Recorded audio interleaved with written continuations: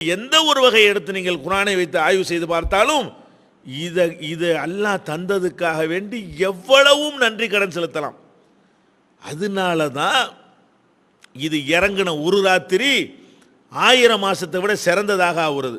அந்த ஒரு ராத்திரி இருக்கிற காரணத்தினால அந்த மாசமே சிறந்ததாக ஆகுறது.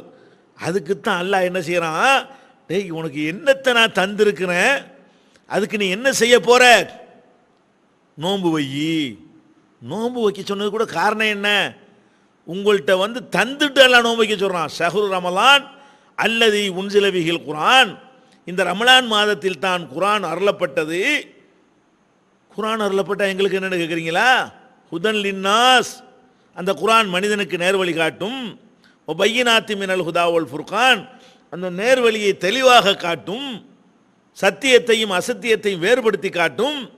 எனவே ஃபமன் ஷஹித மின்குமுல் ஷஹ்ர ஃபல்யசும்ஹு, உங்களில் யார் அந்த மாதத்தை அடைகிறாரோ அம்மாதத்தில் அவர் நோன்பு நோக்கட்டும்.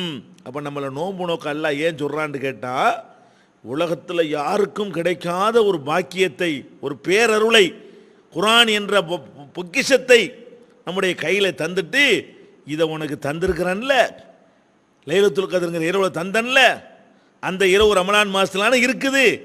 அதனால அந்த ஒரு இரவில் இறக்கப்பட்ட காரணத்தினால் அது உள்ளடங்கி இருக்கிற அந்த ஒரு மாதத்துக்கு நீ நோன்பு வச்சு நன்றியை தெரிவிடான்னு அல்லாஹ் சொல்கிறான். அப்போ அந்த ரமலான் அவ்வளோ பெரிய சிறப்பு வாய்ந்ததாக அமைந்திருப்பதை நம்ம புரிந்து கொள்ள வேண்டும்.